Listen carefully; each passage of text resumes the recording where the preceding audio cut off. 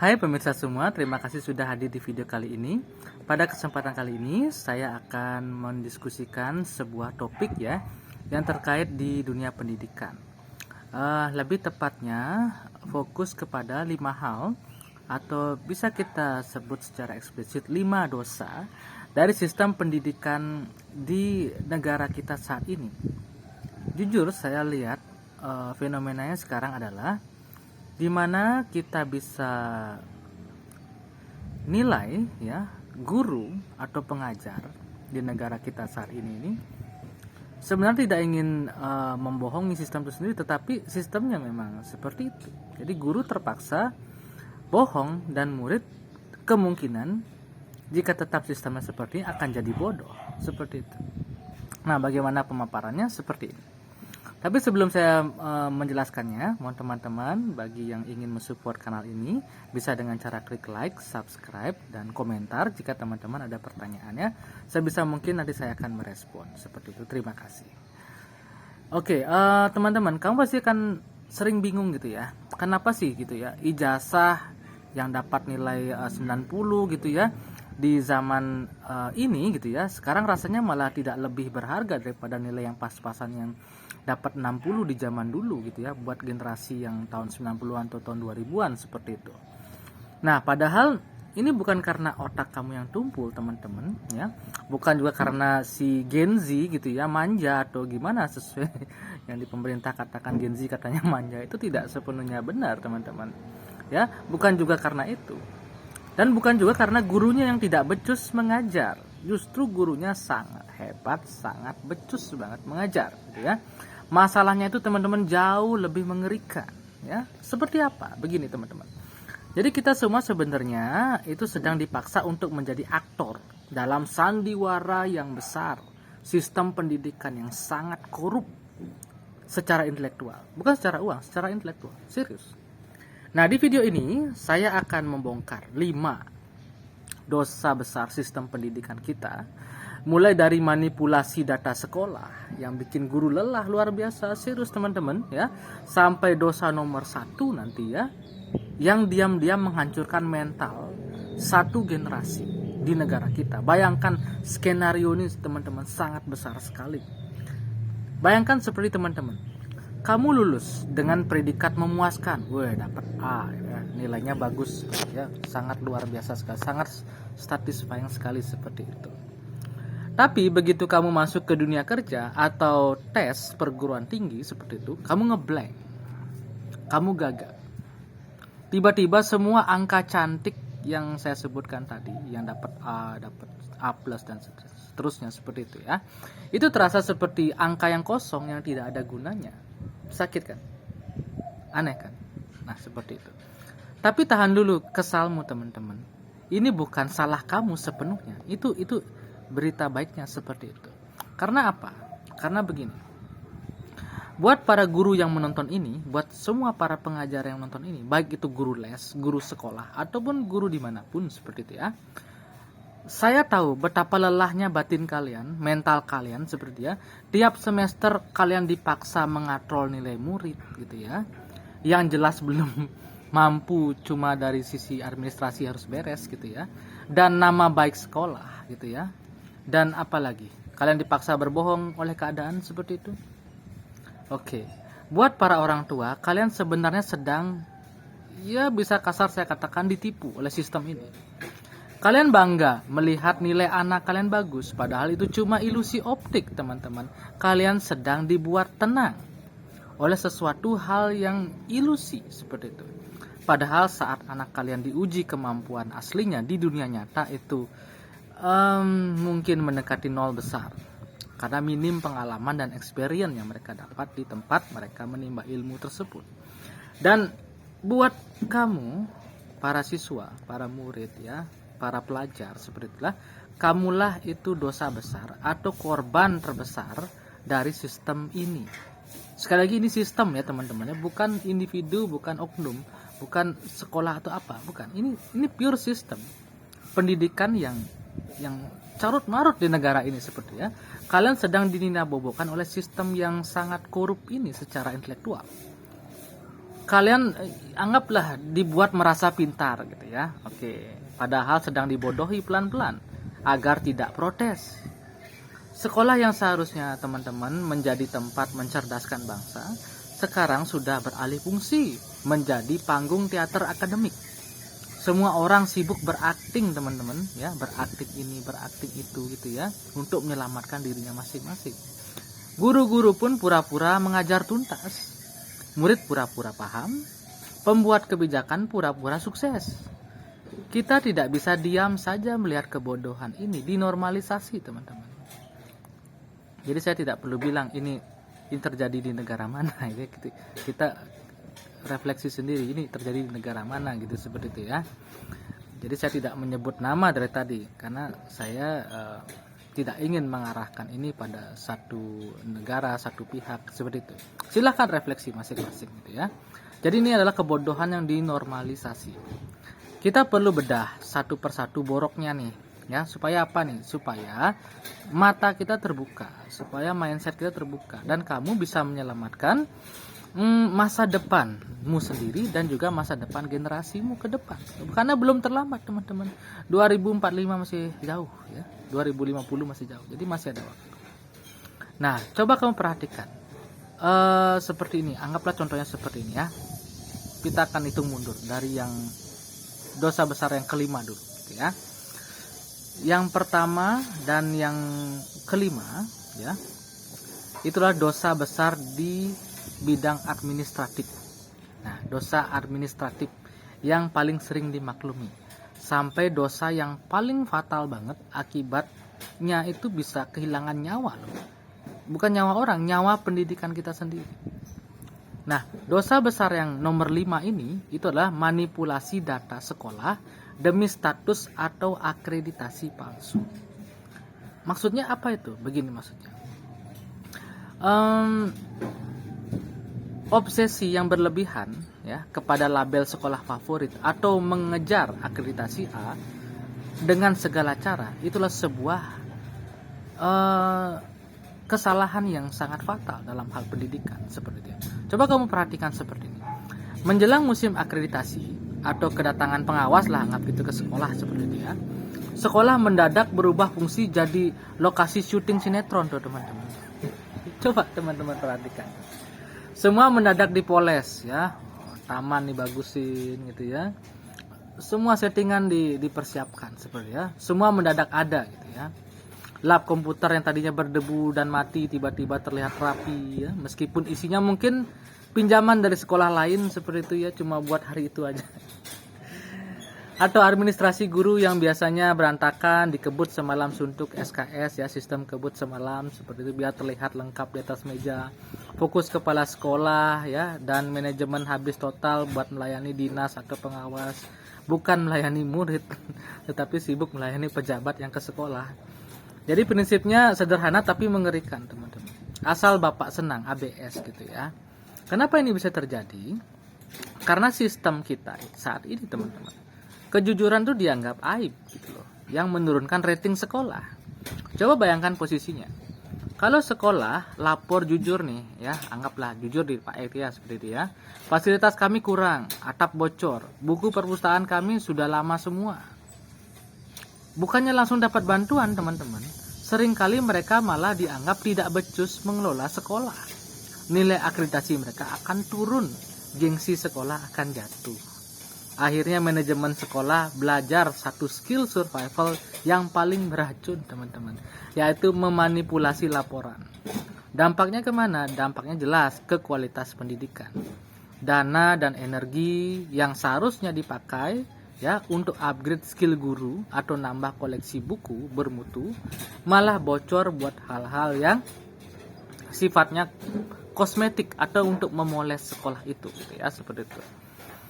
Ya, anggaplah supaya tembok tidak bocor ya, biar gerbang tetap kinclong gitu ya. Cetak spanduk ucapan besar gitu ya, buat ngalangin bagian tembok gitu ya, biar nggak kelihatan. Ya akal-akalan lah pokoknya. Pokoknya pencitraan nomor 1 teman-teman. Ini kesalahan besar yang nomor 5. Pencitraan nomor 1. Kita menciptakan budaya munafik dari pucuk pimpinan dari pendidikan itu sendiri. Dan sadar tidak sadar, guru serta murid dipaksa jadi figuran dalam sandiwara itu sendiri. Lantas gimana cara memutus rantai kemunafikan ini? Solusinya cuma satu, teman-teman. Transparansi radikal berbasis komite. Kita harus hentikan model verifikasi satu arah, teman-teman, di mana sekolah cuma dinilai sama pengawas yang datang cuma sesekali. Wajibkan transparansi digital. Data kondisi real sekolah, mulai dari penggunaan dana BOS, ya, kondisi fasilitas, sampai rasio guru, harus dibuka ke publik atau orang tua murid secara online. Harus ada webnya, harus ada portalnya, dan itu semua dibuka secara transparan. Supaya setiap pihak, setiap stakeholder bisa melihat secara transparan gimana kondisi sekolah ini sebenarnya dan bantuan apa yang bisa diberikan masyarakat dan pemerintah agar tepat guna di sekolah itu. Ya, itu yang terpenting, data real. Ya. Kondisi, biarkan masyarakat yang menilai dan mengawasi. Dan yang paling penting adalah ubah respon sistemnya. Sekolah yang jujur melaporkan kekurangannya harusnya mendapat bantuan prioritas dan apresiasi, bukan sanksi atau ancaman mutasi bagi kepala sekolahnya. Jadikan data sebagai peta untuk petunjuk perbaikan, seperti itu. Jadi bukan alat pamer gengsi, teman-teman, tapi manipulasi data di ruang kepala sekolah ini baru permulaan, teman-teman. Ini baru permulaan. Nah, karena ketika budaya yang seperti ini dilanjutkan, diteruskan seperti ini kan bagus kelihatan di atas kertas, ya, seperti itu, ya. Namun ini akan menular masuk ke kelas-kelas. Ia akan mematikan naluri yang paling dasar manusia untuk bertahan hidup. Tahu apa itu? Ya, inilah dosa besar yang nomor 4, teman-teman. Yang nomor 4, ya. Dosa besar yang nomor 4 adalah ujian tanpa konsekuensi yang bikin murid jadi malas berjuang. Ya. Sifat dasar manusia itu adalah sifat dasar untuk bertahan hidup. Sifat untuk berjuang atau keinginan untuk berjuang. Nah, keinginan untuk berjuang inilah yang sedang dimatikan oleh pemerintah kita sekarang. Coba perhatikan perubahan mentalitas murid zaman sekarang, teman-teman. Dulu ujian itu momok yang menakutkan bagi anak-anak. Rasa takut itu gagal, nyata gitu, seperti itu, ya. Dan ketakutan itulah yang memicu adrenalin mereka untuk belajar mati-matian di satu hari itu. Tapi sekarang ujian rasanya kehilangan taringnya, gitu, ya. Remedial yang seharusnya menjadi proses perbaikan pemahaman ini cuman mayoritas jadi ya sekedar formalitas buat cuci nilai, ya, bukan cuci uang tapi cuci nilai nih. Asal kumpul tugas, nilai berubah jadi tuntas, ya. Kita harus sadar itu dasarnya adalah hal yang tidak baik. Karena murid itu pada dasarnya adalah makhluk rasional, teman-teman. Orang makhluk yang berpikir. Mereka itu bukan malas, mereka cuma realistis. Otak mereka tuh akan berpikir, buat apa kita bergadang belajar sampai muntah darah, gitu, ya. Kalau teman sebelah yang main game seharian pun juga akhirnya nilainya tetap naik kelas, gitu. Di titik inilah ada apa, ya? Ada pikiran di mereka, gitu, ya. Usaha tidak mengkhianati hasil, mati perlahan di lingkungan sekolah, seperti itu, ya. Jadi ya digantikan oleh prinsip yang baru jadinya. Tenang aja, sistem akan menyelamatkan pemalas, seperti itu. Dampaknya akan fatal bagi karakter, teman-teman. Tinggal tunggu waktu saja, seperti itu, ya. Kita sedang bisa dibilang ya memproduksi massal generasi dengan daya juang yang rendah. Mentalitas terima beres. Ini adalah bentuk, ya, terbentuk dari sekolah itu sendiri yang tidak lagi memberikan simulasi atau stimulus lingkungan hidup yang nyata pada anak didiknya di dunia nyata. Jadi kamu akan malas, ya tinggal di pekerjaan tunggu dipecat saja, seperti itu. Di dunia nyata anggaplah kalau bisnismu rugi, kamu akan bangkrut. Ya udah, pasrah, seperti itu. Tapi di sekolah saat ini kalau kamu malas, sistem akan memapahmu sampai di garis finish, sampai selesai, sampai tamat tuh, sampai lulus tuh, gitu, ya. Itu bukan kasih sayang, teman-teman. Ini pembunuhan karakter pelan-pelan. Lalu apa jalan keluarnya? Kita harus berani mengambil langkah yang tidak populer, teman-teman. Langkah yang dibenci oleh banyak orang. Normalisasi kegagalan itu bukanlah solusi. Kembalikan fungsi fungsi tinggal kelas itu penting loh kadang-kadang teman-teman ya. Jadi kembalikan fungsi tinggal kelas sebagai alat pedagogis pendidikan. Bukan aib memalukan teman-teman. Sistem pendidikan kita harus berhenti menjadi persentase kelulusan bagi tolak ukur keberhasilan sekolah. Hapus target-target angka yang memaksa meluluskan siswa yang tidak layak teman-teman. Biarkan murid yang malas itu merasakan konsekuensi jatuhnya nilai, karena dari situ mereka akan belajar. Biarkan mereka merasakan pahitnya kegagalan saat masih di bangku sekolah, ketimbang mereka stres, frustasi ketika di dunia kerja nanti. Itu kan jauh lebih berat tekanannya seperti itu ya. Nah, kenapa? Karena gagal di sekolah itu aman teman-teman, resikonya terukur, ada jaring pengamannya. Jauh lebih baik mereka belajar caranya bangkit dari kegagalan di sekolah sekarang daripada mereka baru merasakan kegagalan atau kehancuran pertama setelah di dunia kerja nanti. Udah malu-maluin diri sendiri, maluin orang lain juga, maluin keluarganya juga seperti itu ya. Dimana satu kesalahan fatal teman-teman bisa menghancurkan karir dia seumur hidup. Tapi masalahnya ketika murid sudah merasa bodoh karena ya merasa aman dilindungi oleh sistem sebenarnya teman-teman ya. Siapa yang akhirnya akan jadi tumbal untuk membereskan kekacauan ini? Jawabannya adalah orang yang berdiri di depan kelas setiap pagi. Ya, gurunya. Padahal sistemnya yang salah, tapi gurunya yang disalahkan seperti itu ya. Nah, silakan teman-teman berefleksi tentang hal ini. Dan inilah yang membawa kita pada dosa besar yang nomor 3 teman-teman. Ya, dosa besar yang nomor 3 adalah di mana pahlawan tanpa tanda jasa, yaitu guru gitu ya, dipaksa menjadi aktor dalam sandiwara yang menyedihkan di dunia pendidikan ini. Guru adalah aktor dalam sandiwara sistem dan sekaligus kambing hitam dari semua sistem yang buruk di dunia pendidikan. Ini kesalahan nomor 3. Seperti itu. Nah, bagaimana ceritanya? Nah, begini ceritanya. Dosa besar yang ketiga, saat guru berubah fungsi nih ya, menjadi tukang sulap angka di raport gitu ya teman-teman ya, kasarnya begitu. Ini adalah rahasia yang paling menyakitkan yang tersimpan di rapat ruang guru. Momen ketika integritas seorang pendidik dipaksa berlutut di hadapan ketuntasan minimal alias KKM yang sering tidak masuk akal. Coba posisikan dirimu sebagai guru deh sekali-kali teman-teman. Yang jadi guru pasti udah paham nih omongan saya nih. Yang belum, coba posisikan diri sebagai guru. Mereka tahu betul ada murid yang belum paham materi. Anggaplah seperti itu. Mereka sadar secara kompetensi murni nilai murid tersebut mungkin cuman ya 40 atau 50 ya, karena saking malas dan nggak mau belajarnya gitu. Hati nurani mereka berteriak, gitu ya, berteriak nih hati nurani. Kalau anak ini butuh bimbingan ulang, bukan nilai palsu, gitu ya, seperti itu. Jadi anak ini butuh bimbingan ulang, bukan nilai palsu. Jadi ya kalau tidak lulus ya tidak diluluskan saja, biar dia berikan dia bimbingan ulang sampai dia lulus gitu ya. Bukan nilai palsu solusinya. Tapi apa yang terjadi saat guru mencoba jujur menuliskan angka merah itu di raportnya? Teror administrasi mulai teman-teman. Kepala sekolah akan memanggil guru ini set gitu ya. Bertanya dengan nada menuduh. Bapak Ibu, kenapa banyak siswa yang nilainya di bawah KKM gitu misalnya, atau di bawah nilai standar? Anda gagal mengajar ya.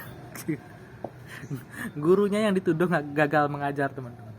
Belum lagi drama orang tua yang datang melabrak ke sekolah nih teman-teman. Ini kasus ada terjadi seperti itu. Ya, bisa kita lihat beritanya gitu ya. Anaknya dianggap kurang mampu, padahal anaknya sendiri main game terus di kelas gitu ya. Guru terjepit, disalahkan atasan, di demo wali murid. Jadi bener yang saya katakan di awal tuh. Guru tuh cuma tumbal aja gitu ya. Akhirnya perlahan jebol ya. Daripada ribut, karir terancam atau tunjangan dipotong, guru terpaksa berubah profesi menjadi tukang sulap. Tukang sulap nilai gitu ya. Simsalabim gitu ya. Nilai ulangan harian hancur lebur, dikatrol habis-habisan. Ya, diadakanlah remedial yang cuma basa-basi doang teman-teman. Gitu ya, sekedar menyalin soal ataupun tugas clipping gitu ya. Yang penting ada bukti fisik administrasi seperti itu. Sangat kasihan sekali. Nah, itu dia dosa besar yang ketiga. Nah, untuk dosa besar yang kedua dan yang pertama, saya akan sampaikan di video part berikutnya. Jadi nantikan video part berikutnya. Sampai ketemu lagi Silakan Anda cek link video part berikutnya di bagian deskripsi. Sekali lagi terima kasih, sampai jumpa.